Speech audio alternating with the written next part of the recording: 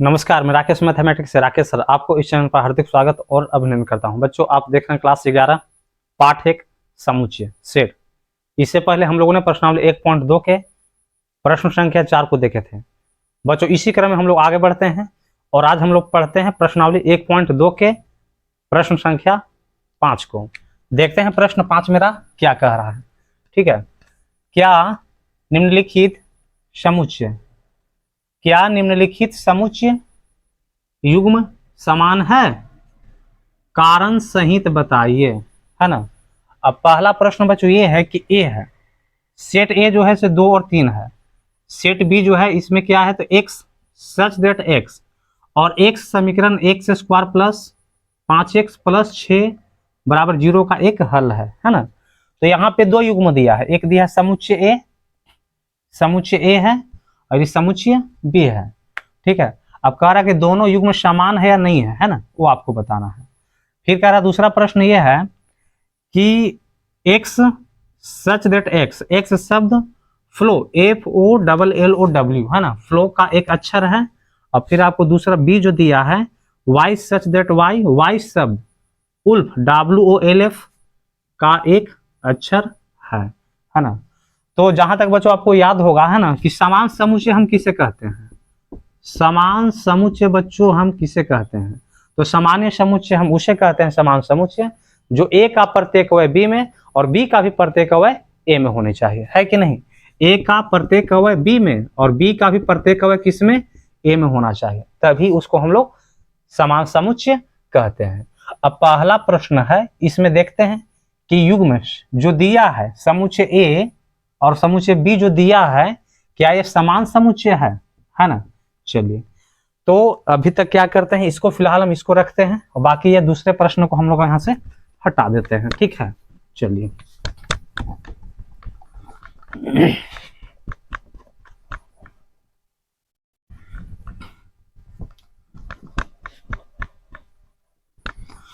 हाँ, तो देखिए बच्चों है ना, चलिए पहला का ही सॉल्यूशन हम लोग करते हैं, बनाते हैं। चलिए, अच्छा ये आपको क्या दे रखा है, ये जो समुच्चय है इसमें कौन कौन से अवयव हैं, तो 2 है और 3 है। ठीक है, अच्छा बी जो दिया है क्या दिया है, x सच दैट x समीकरण x square plus 5x plus 6 बराबर 0 का एक हल है। तो सबसे पहले हम क्या करते हैं ना, इसको हम हल करते हैं, है कि नहीं।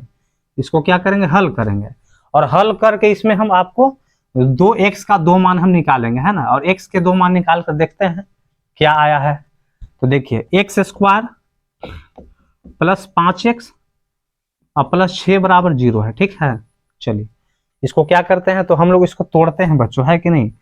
इसको तोड़ेंगे, x स्क्वायर प्लस तो कितना पे टूटेगा, तो 3x और 2x पर टूट जाएगा, 3x प्लस 2x।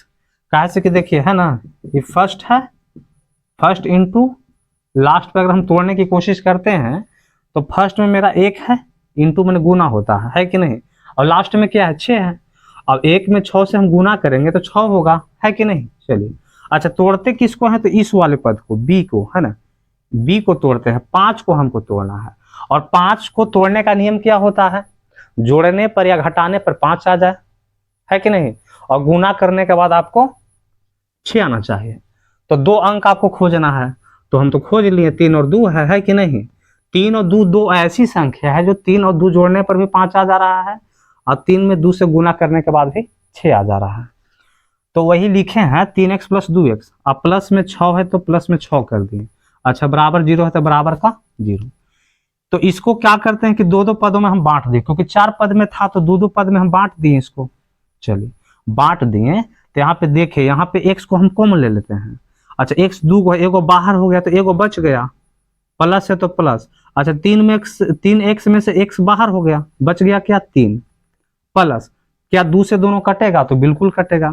तो हम 2 को यहाँ पे क्या कॉमन ले लेते हैं, 2 बाहर बच गया x प्लस और 2 से 6 कट गया 3 बार में, और बराबर आपका क्या है 0 है। देखिए दोनों बिल्कुल बराबर आया कि नहीं आया, बिल्कुल आया। अच्छा कोष्ठ के बाहर क्या है बच्चों, तो कोष्ठ के बाहर जो है वो x प्लस 2 है, ठीक ना।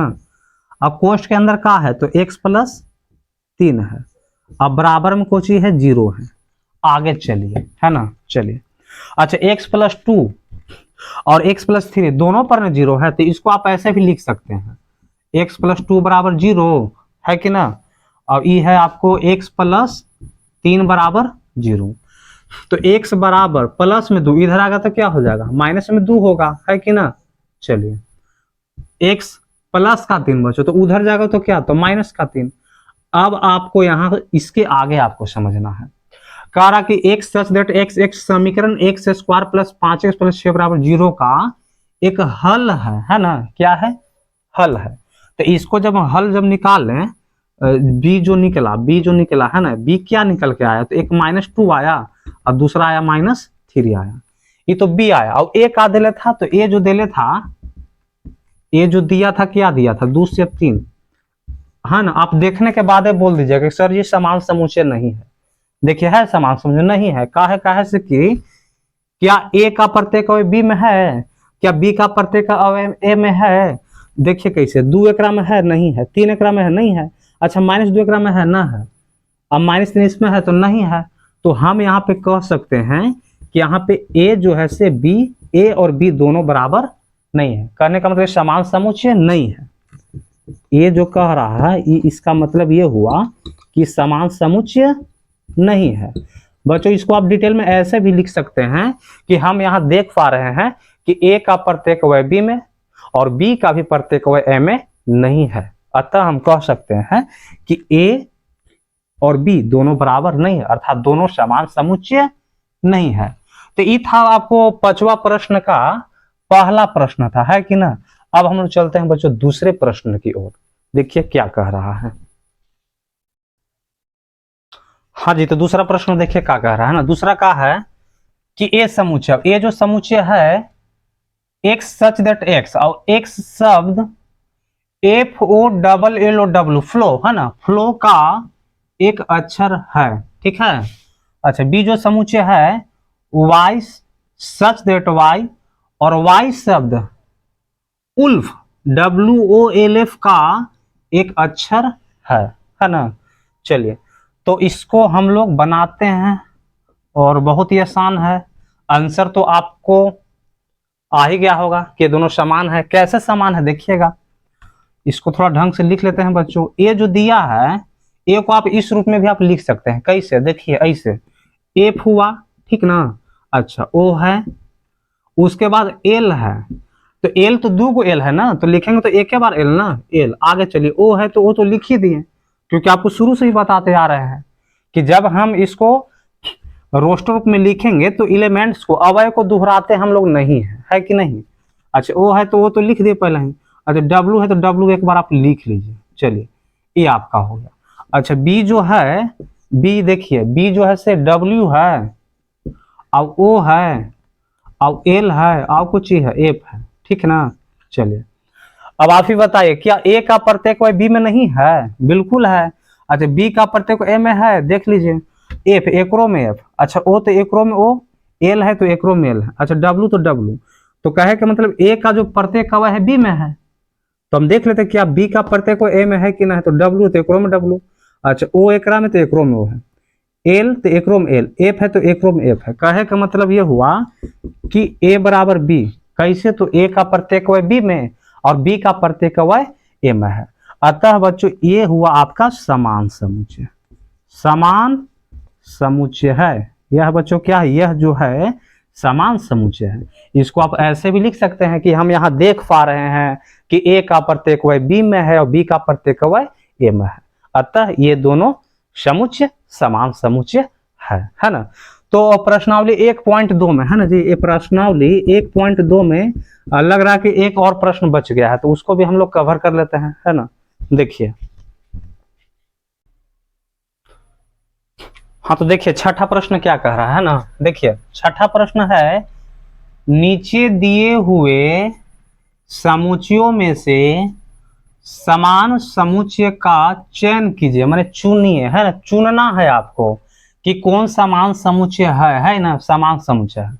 आपको ए है, ए समुच्चय, बी समुच्चय, समुच्चय सी है, समुच्चय डी है, समुच्चय ई, समुच्चय एफ, समुच्चय जी और समुच्चय एच है, ठीक है ना। अब इसी में आपको बताना है कि कौन समान समुच्चय है, समान समुच्चय का चयन करना है। चलिए यहाँ पे आप इतना में तो हो जाना चाहिए, बन जाएगा, बहुत ही आसान प्रश्न है, देखिएगा।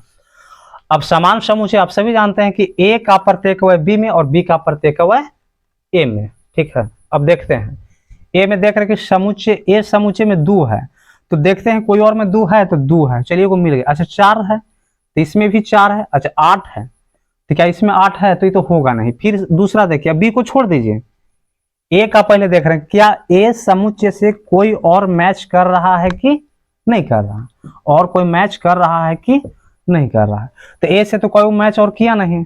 अच्छा बी से मिला लीजिए, बी में 1 है, एकरा में 1 है ना है तो इसको छोड़ दीजिए, है ना। बी का देखिए, सी में देखिए तो 1 है, तो एकरा में 1 है ना है, इसको भी छोड़ दीजिए। फिर देखिए डी से देखिए तो 1 है, एकरो में 1 है, ठीक ना।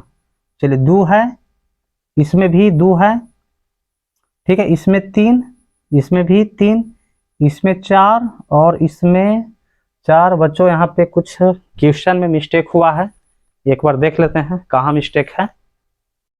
हाँ तो मिस्टेक बच्चों यहाँ पे है, देखिएगा, है ना। चलिए अच्छा बी जो है ना, एकदम 5 नहीं था जी, है ना, 5 नहीं था, इसको हटाइए यहाँ से। चलिए अच्छा अब देखिए 1, इसमें भी 1, अच्छा एकरो में 2 है, एकरो में 2 है, इसमें 3, इसमें भी 3, इसमें 4, इसमें 4। कहे का मतलब बी का प्रत्येक अवयव डी में है। अब देखते हैं क्या डी का प्रत्येक अवयव बी में है, ये भी देख लीजिए 3, इसमें भी 3, 1 1 4 4 2 और 2। कहे का मतलब देखिए बी और डी एगो तो आपको मिल गया, बी बराबर क्या, बी बराबर क्या डी, मतलब बी का प्रत्येक अवयव डी में और डी का प्रत्येक अवयव बी में। चलिए एगो तो आपको यहाँ पे ये दोनों समान समुच्चय के एगो मिल गया, ठीक ना। अच्छा आगे और देखते हैं सी को, अब देखिए आप, है ना, 4 है, 8 है, 12 14 है, तो अगर जेकरा में 4 8 12 14 होगा तो हो जाएगा समान समुच्चय। देख लेते हैं 4 8 12, 4 8 12 14, लेकिन इसमें 14 है या नहीं है, इसको हटाइए। 4 8 12 14, 4 8 12, चलिए इसको भी हटाइए, है ना, ये भी मतलब नहीं है, ये किसी से मैच नहीं कर रहा। डी को तो मैच हम कर दिए, डी तो हम चुन लिए। अच्छा आगे देखिए ई, देखिए इसको देखिए तो ई में है -1 और 1 है, -1 और 1 है, और केकरा में -1 और 1 है, तो -1 और 1, मतलब एक और मिल गया आपको। ई बराबर क्या जी, ई में -1, एच में भी, जी में भी -1, ई में 1 है, जी में भी क्या 1 है, कहने का मतलब ई का प्रत्येक अवयव जी में और जी का प्रत्येक अवयव ई में है। तो आपको यहाँ भी ये दोनों क्या हुआ, समान समुच्चय यहाँ पे मिल गया। और इसके अलावा आप देख लीजिए बढ़िया से, न ये किसी से मैच कर रहा है, न ये किसी से मैच कर रहा है, ये भी किसी से मैच नहीं कर रहा है, ये भी किसी से मैच नहीं कर रहा है। तो ये था आपको प्रश्नावली बच्चों, है ना, 1.2, है ना, प्रश्नावली 1.2 के प्रश्न थे, जो कि आज हम लोग 5 प्रश्न, 5वां और 6ठा प्रश्नों को हम लोग कवर किए बच्चों। तो आई होप कि ये प्रश्न दोनों है आपको समझ में आया होगा, है ना। और बच्चों आपके लिए आवश्यक सूचना ये है कि आपको कुछ पाठ्यक्रम जो है ना, एनसीईआरटी पाठ्यक्रम जो है आपको कुछ चेंज हुआ है। चेंज होने से आपको क्वेश्चन जो है कम कर दिया है, और उसमें आपको ऐसा संभावना लगाया जा रहा है कि आपको जो इस बार जो इंटर का जो परीक्षा पढ़ने वाली है उसमें आपको प्रश्नावली के तो क्वेश्चन रहेगा ही रहेगा, और इसके अलावा आपको उदाहरण के प्रश्न जो होंगे उसको भी बच्चों आपको एक बार देखने की आपको सख्त जरूरत है। अब आप रिवीजन कीजिए, खूब मेहनत कीजिए, जो आप पढ़े हैं, जो नोट्स तैयारी करवाए हैं, किए हैं, और नोट्स आप बनाए होंगे, है ना, बुक है, इसमें आप क्वेश्चन बैंक भी सहायता आप ले सकते हैं, क्वेश्चन बैंक का भी। तो आप जितना ज़्यादा रिवीजन कीजिए उतना ही आपका सफलता निश्चिंत है ना। तो बच्चों आज की वीडियो में इतना ही, मिलते हैं अगले वीडियो में, तो जुड़े रहें राकेश SBB के साथ। तब तक के लिए धन्यवाद, आपका दिन शुभ हो।